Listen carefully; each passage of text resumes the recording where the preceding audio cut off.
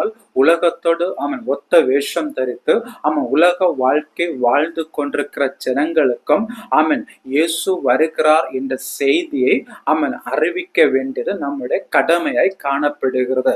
இந்த இடத்துல இயேசுவை சந்திக்க புறப்படாத அந்த மரியாள் இடத்துல மார்த்தாள் வந்து இந்த செய்தியை அறிவிக்கிறதை பார்க்க முடிகிறது.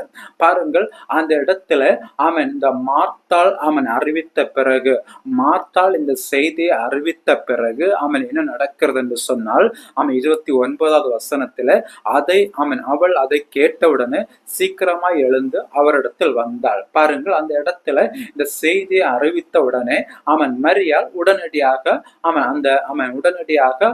இயேசு வண்டையில வந்தார். பாருங்கள், இன்றைக்கும் புற ஜாதிகளிடத்துல சுவிசேஷத்தை அறிவிப்பது நம்முடைய கடமை.